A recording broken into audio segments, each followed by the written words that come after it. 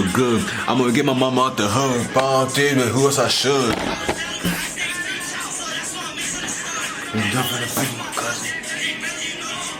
I don't feel nigga cause I am one. Scoring the opposite and one. YouTube! It's your boy Nando. We back with another video, man. Feel the city, if you the fuck with the funny shit, that nigga eat our babies, our niggas are fools. LGR shit, man. Let's get rich.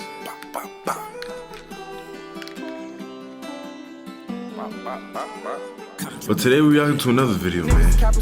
Today we're reacting what's the top 10 leading spots for Kevin Durant. Kevin Durant's just, he's a bum, bro.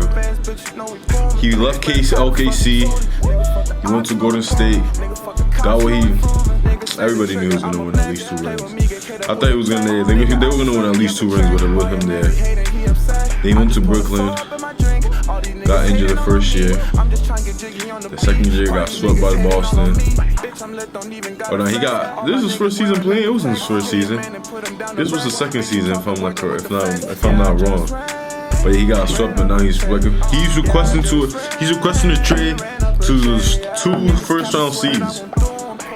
What the fuck, Durant, bro? Do better, bro. Like, man, let's just hop straight to it, man. After Kyrie's opt-in, the biggest news that was going to come out of the offseason was Jalen Brunson going to the Knicks. We get this. I told you guys a few months ago we were going to have a crazy offseason. It's always the years where it looks like nothing's going to happen, where things go crazy. Nah, no Kevin funny. I'll be realizing that too. Requested a trade. Obviously, everyone knows this is a big deal, but I don't think everyone is grasping just how insane this trade is going to be. This is not a situation like Anthony Davis was in when he had 1 year left on his deal, giving him leverage due to him got 4 years left, nigga. Kevin Durant is one of the best basketball players on the planet without a trade clause and without any leverage whatsoever. Right, like that's what I don't understand, bro. You requested for a trade and the team doesn't even have to trade you, bro. You have no other chance. Like, you can stay there for 4 years. You don't even have no type of control for it. No type of control for that, you know? So it's like, damn, it's like I don't think all the superstars would do that in the situation that, you know? 4 years left on his deal. This is gonna get crazy. The Clippers traded the Thunder, SGA, Danilo Gallinari, 5 first-round picks, and 2 pick swaps for Paul George. This is the kind of package where the conversation even begins with Kevin Durant. So let's get into some of the teams that have the best chance to trade for him. Now, somehow, some way, we already have Vegas odds for Kevin Durant. And another thing, bro, the Timberwolves, bro, the Timberwolves did a fucking horrible. In my opinion, obviously we don't know how it's gonna work, but my opinion is not gonna be a good fit. And they give way too much for that nigga. I'm not using points bet for today's video, but I need to make this very clear. The odds are changing quickly, but I still think we have a decent idea of where the odds makers are leaning. There appears to be 2 clear favorites, that being Kevin Durant's rumored preferred destinations, the Miami Heat and the Phoenix Suns. The 2 number 1 seeds, you bum ass nigga. Go get your own team. They're at the top of his list. Breaking news, the guy that joined the 73-9 Warriors wants to go to a number 1 seed. Right now, Vegas has the Suns and Miami at basically even money. The Miami Heat are just behind the Suns at plus 125. Now, they're the ones that have the best chance to get him, though, too. It's actually super surprising to me, and I wouldn't touch these odds with a 10-foot pole. Yes, Kevin Durant has them at the top of their list, but why in the world would the Nets care even the littlest bit where Kevin Durant wants to go? Again, he has no leverage, none at all. Durant's going to be traded to wherever the Nets can get the best return, and I struggle to see how either of these teams can have one of the best packages. Now, the Nets are in a unique position, as they have no interest in going into a rebuild.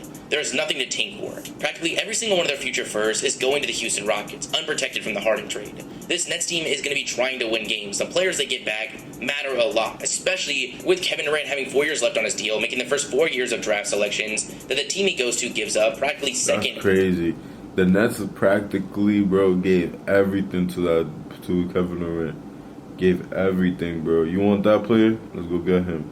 You want us to give that draft pick? Let's give that draft. They gave everything. It's also unclear what's going to happen with Kyrie Irving, but it's looking like he's going to be heading out the door as well. They're going to be trying to put something competitive as soon as possible around Ben Simmons, so we need to remember that with some of these deals. Let's start with the favorite, the Phoenix Suns. I think they have a real shot at making a deal, but their odds are just way too high.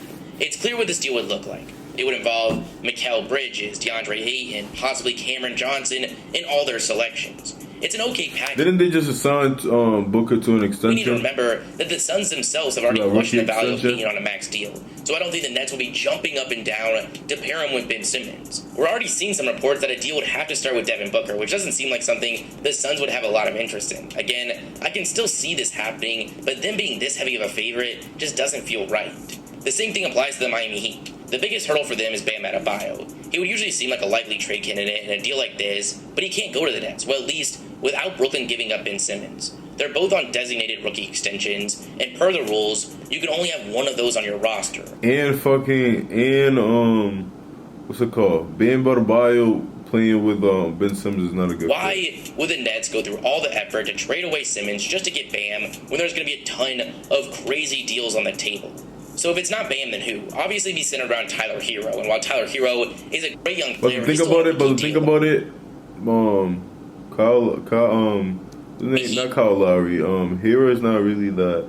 He's not even an all-star yet, so need to match $44 million, meaning the Nets are probably getting some contracts they're not too excited about. So unless they're convinced that Tyler Hero is the next superstar of the league, I struggle to see this one going through. Well, at least I don't see them being this heavy of a favorite along with the Suns. Behind them is the Memphis Grizzlies, and this is where it starts to make a little bit more sense. With young guys like Jaren Jackson Jr., Zaire Williams, and Desmond Bane, they have KD and Ja options talent-wise. The contracts would be no problem, and they have all their draft picks as well as the Warriors next year. I see a better path for them than most of the teams that Vegas has as favorites. I expect them to get aggressive, trying to form KD and Ja, great comparison. Great I think it'd be pretty awesome comparison. to have that electric of a pairing on a franchise that's historically struggled to bring in that top-tier talent given the size of their market. And fourth right now is the Dallas Mavericks, a scenario that sounds incredible. 2 top 5 players on the same team, but what in the world do they have to offer? Yes, draft picks, but half the league is going after Kevin Durant, and they're all going to be offering every draft pick humanly possible.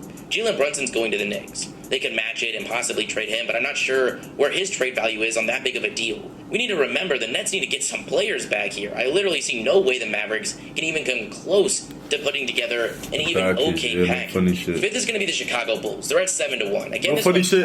I feel like this team have a good idea. But I don't know how they're behind the Dallas Mavericks. Levine is an unrestricted free agent. He can't be dealt in a sign and trade unless for some reason he wants to do that, which is not going to happen. Now, I still see an okay package here. Between DeMar with 2 years left and young guys like Kobe White and Patrick Williams, something could be put together here, but without their picks in 2023 and 2025, it's going to be hard to compete with some of the offers I think we should expect.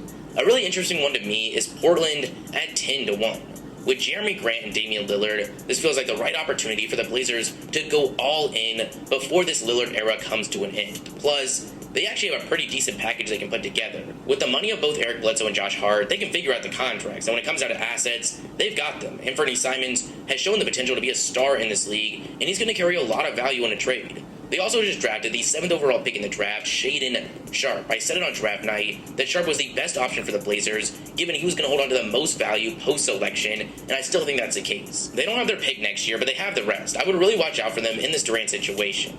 Then you've got Philly at 12-1. I don't see it. They're already sitting the Nets draft picks from the... I don't see it, bro. Harden went away from them niggas. The deal would look something like Matisse, Maxey, Tobias, and the rest of the picks. I don't really think that's competitive unless the Nets think Maxey has all-NBA potential. If that's the case, it's a different story, but I don't think that's the case. I think this Durant situation could be like the draft. The Nets are going to get all the picks from whoever they make this trade with. It's just going to come down to who can give them the best player in their eyes. For example, I don't think there's too much or he'll stay there for another year. Difference between Miami's offer and the 76ers they don't have offer, to trade him. How much better you think Tyrese is compared to Hero and vice versa.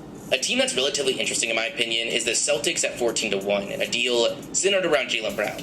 They've got all their picks. They can actually do this. For the Celtics, I think you've got to jump on the opportunity to pair an emerging superstar Jason Tatum with one of the best scorers in NBA history, considering the defensive culture that they've built, and most likely getting to hold on to some of their guys like Marcus Smart. They would instantly shoot up to title favorites. For the Nets, you're getting a guy that fits the exact same time frame as Ben Simmons. You've got your young duo to build around. I really think the Celtics are in a much better situation than a lot of people realize when it comes to a Durant trade.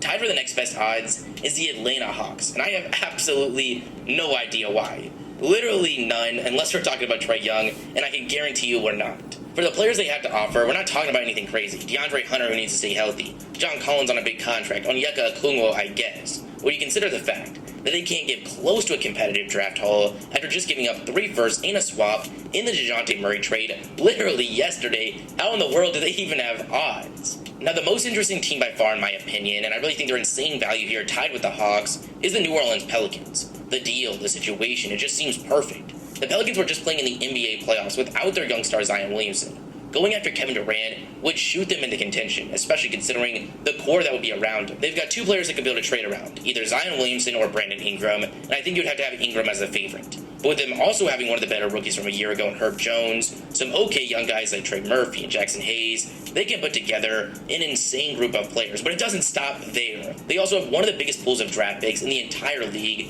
due to the Drew Holiday and Anthony Davis trades. While most teams have to add pick swaps to sweeten the deal, the Pelicans can just keep adding full-on first-round picks. Pairing the top 2 picks from 2016, as well as getting a ton of future draft selections, seems like a tough deal to top. They're dark horses right now, but don't be surprised if they emerge as one of the favorites. I already tweeted it out. I'm locking them in as my prediction, as crazy as it seems. Now, there's some other teams that can offer incredible packages going back filled with to picks and amazing young guys. The Magic, the Rockets, but these teams are... If he doesn't go to the Trailblazers, Warriors, either the Trailblazers or Warriors, I don't think he's going to Miami or Suns. I don't think.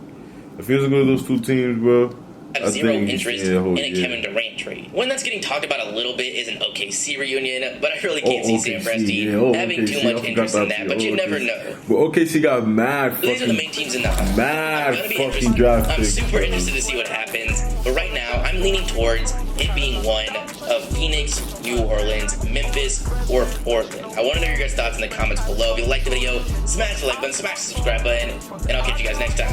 Peace. Peace. Man, you already said it, man. If you enjoy these type of videos, make sure you like, comment, subscribe, man. And I'll see y'all next time, man. Make sure you like, comment, subscribe, man.